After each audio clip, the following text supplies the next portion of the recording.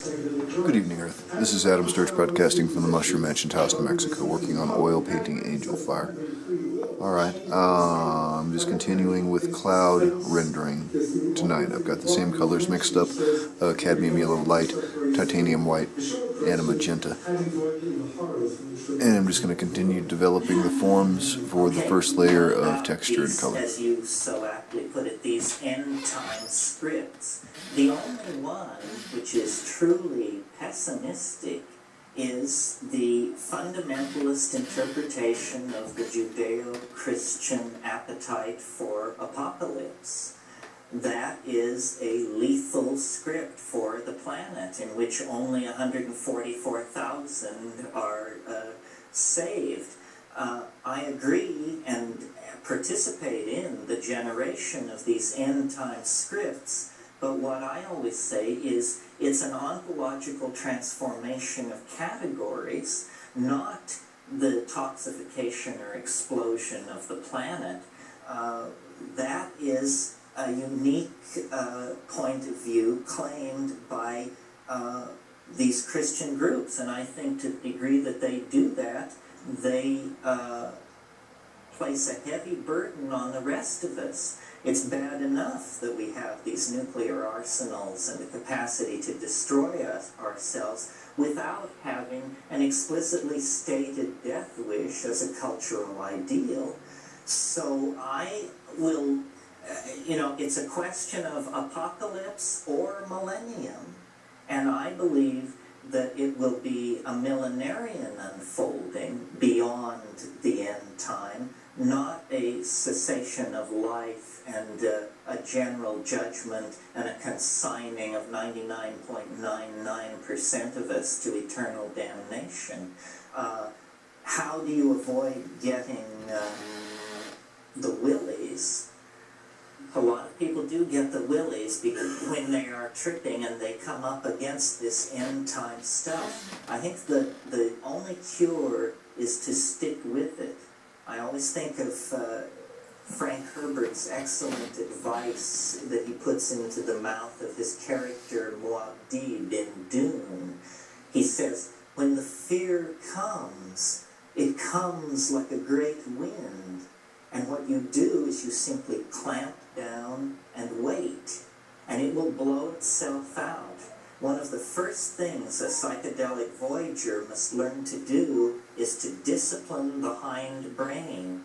The hindbrain is a creature of fight or flight, and you must just turn to that and say, now see here, we are neither going to fight nor fly from this. We are simply going to freeze and watch, and the fear builds up. It's a chemical thing, and it builds up, and then those same systems that destroy the DMT, that deanimate and dealkylate it, will take the fear apart before your very eyes and leave you in peace. So we are in a great temporal vortex. This is not the subject of tonight's lecture, but it is the subject of much of my thinking. The fact that we are being funneled toward a kind of ultimate historical crisis.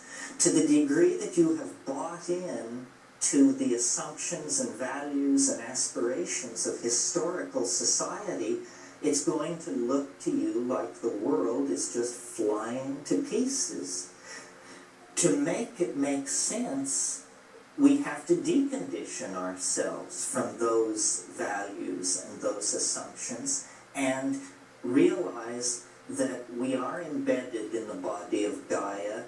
The creode along which the development of life on this planet is being propelled has walls which are extremely steep and high.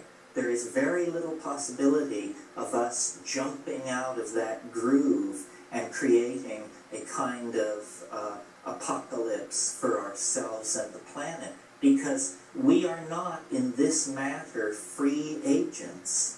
This matter of whether or not the planet shall be destroyed is something which the overmind or the superego of the species reserves unto itself.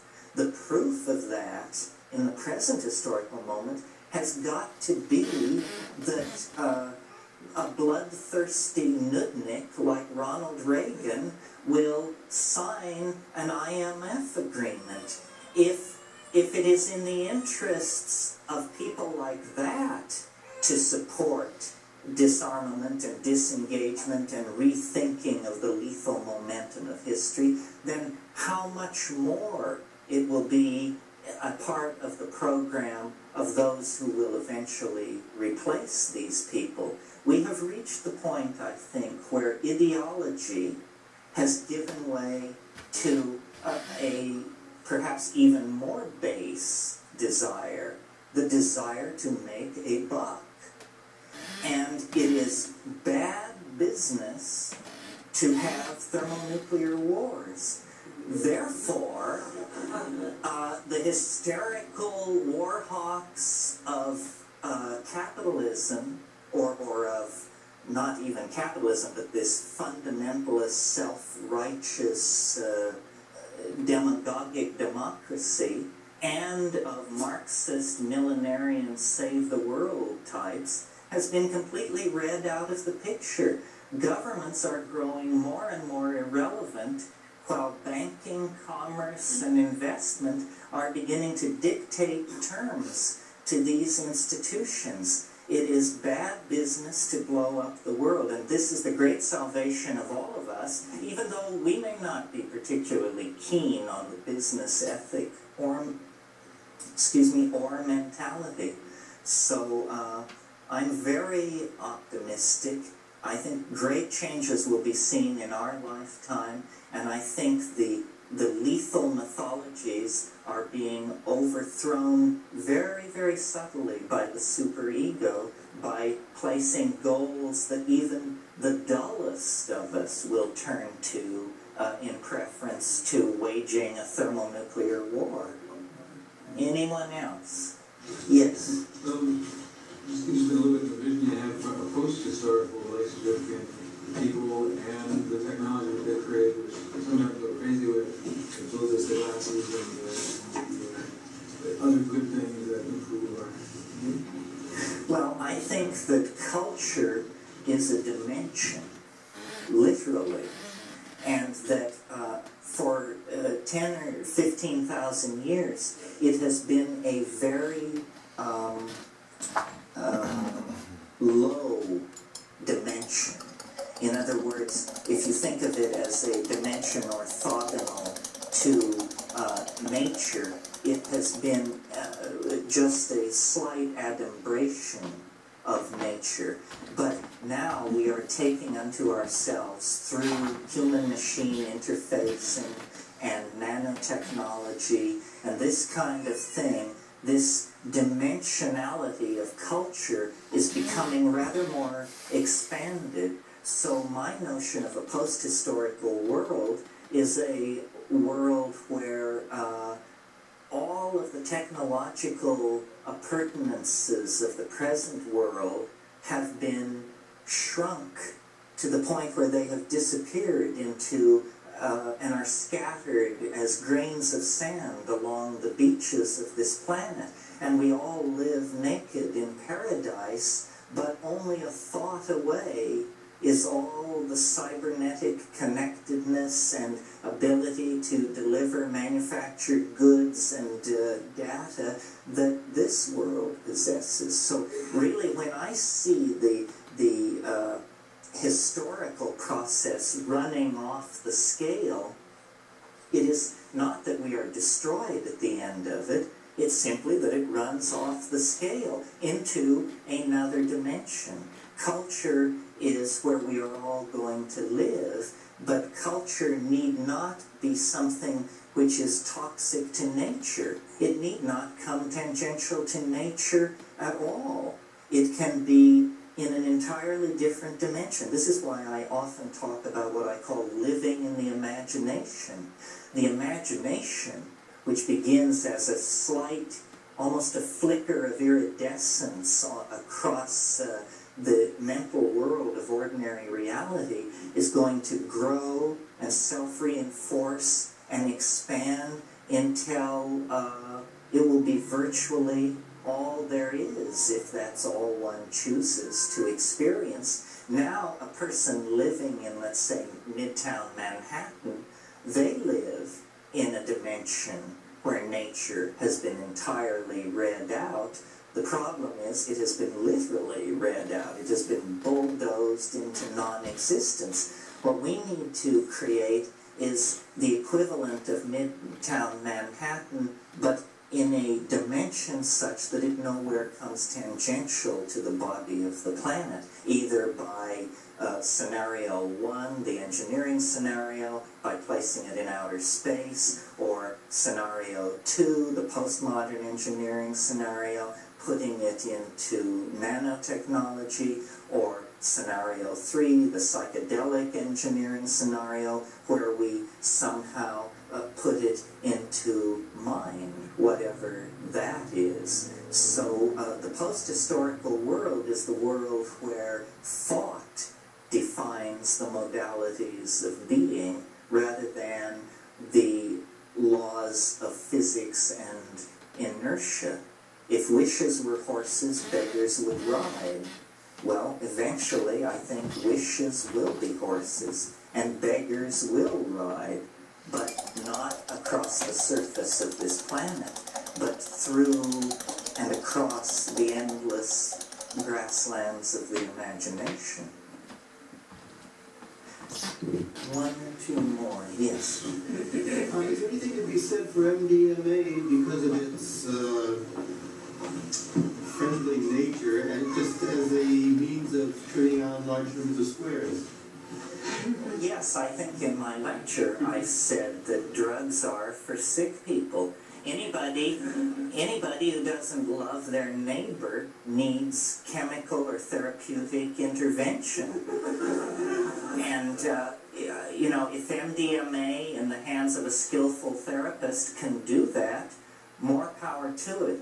But it addresses sort of trimming the fingernails of the ego, not these dimensions that I am talking about. Someone else, yes.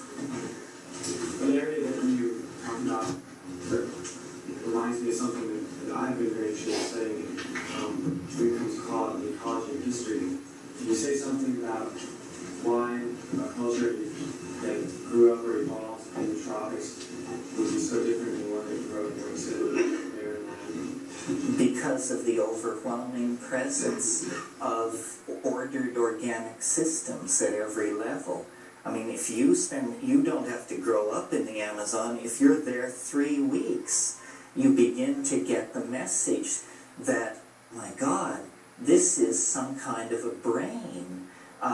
You take a lungful of air, and it's like a symphony of odors, which you know to be pheromones, carrying messages from one member of a species to another, from species to species. So then you shift your sensory focus to sound, and you realize, that languages are going on all around you, hundreds of them, between species, among species. The tropical rainforest is the most exquisitely ordered process on the planet. And any culture which grows up with that as its front yard is going to be a culture immersed in the Tao, inevitably, because you don't survive unless you come to terms with it on its terms. None of your rules count for anything. It sets all the boundary constraints, and you see the exquisite ordering, how it all works, the economy of form, the economy of resource, and the depth of its pure communication. So that's the great difference. Heinrich Zimmer, in his massive study of Indian art, says of the cultures that wrote the Vedas, he says their great breakthrough was they had no cosmic mountains, no sacred rivers, no holy spots. They worshipped fire, and where the sacred fire was kindled, the center of the universe came to be. they could erect this ritual space anywhere. And this is, in a sense, a breakthrough in consciousness, but also it's a denial of the power of place, and it gives them permission for greater misuse and disregard of nature to come. And I view those Aryan people not as an Eastern culture, but as the furthest most extension of Western culture. They set us on this path as surely as the Greeks. So the two probably can be traced together somewhere south of the Caspian Sea. One last question. I've heard Steve of man's role in the mycological study of the mycological network of mushroom. I wondered if you knew of how it's going in Europe and even around there, if home propagations. Oh yes, home propagation is now a worldwide phenomenon. It was a great change for the mushroom to become no longer an endemic of the grasslands of the tropics, but to become an endemic of the cellars and attics of the industrial democracies, bringing a shamanic ally into the very heart of high-tech culture, which it does very nicely. It teaches cleanliness, punctuality, discretion, all virtues that definitely need to be cultivated. So you see, it is a symbiotic relationship. What the mushroom is giving us is information about the world outside of and beyond history. What we are giving it is an extremely extended range, which is, by definition, one of the things that defines the successful adaptation of a species. So it isn't all going one way. It is not a parasitism by one upon the other, but definitely a real symbiosis. I'm sure many of you are aware that in the Amazon, one of the major life forms that quickly thrusts itself upon your attention in any tropical forest are the leaf-cutting ants. They move in great coordinated streams, and they chop up leaves. They can strip a huge tree in hours. And what they do with these leaves is they take them back to their hive and they chew them up and make a paste out of them and stick them all over the walls of their underground cavities, and then they place spores into this mulch. Not any spore, but spores that they have over the tens of millennia selected. These spores change the inedible cellulose of the leaves into edible sugars. I brought And it the in, ants man. eat those I saw it. and thrive. Man, I was just sitting there in my van listening to some Dave Matthews and shit. And I moved my foot the wrong way, and next thing I know, it was like somebody prodded me with a prod or something. Yeah, man, as much wreckage is around this place, it's probably pretty smart to keep some boots on, but one other as you- area of organic nature Oh. where Well, we I mean, begin to see that's, yeah, I agree similarities with with that. our own Yeah. style of social Yeah. organization. Yeah, I get They this use sap all over my chemicals to feet from all these communicate. damn We pine use trees. small mouth Yeah. And then devices. I But get if the a, scenario I laid out for you this evening is correct, both societies were called into being through what time we got left? symbiosis And I got with pliers fungi too, man, if it's that something were substantial. operating in I need one of those pliers. Mutual, Or a razor blade, reciprocal whatever you relationship need. of mutual Oh, let me think reinforcement here. and support. So Oh, it's Jesus a model Christ. that has Yeah. been tried Piece of glass or before, something. and it's generally agreed that these leaf-cutting ants are the most sophisticated of God, all that the social insects. All So, Alright, well, I'm going to wrap this up while Hillbilly performs surgery on his foot. That's Adam Sturch broadcasting from the Mushroom Mansion, Taos, Mexico, working on oil painting Angel Fire. Have a good night, Earth. and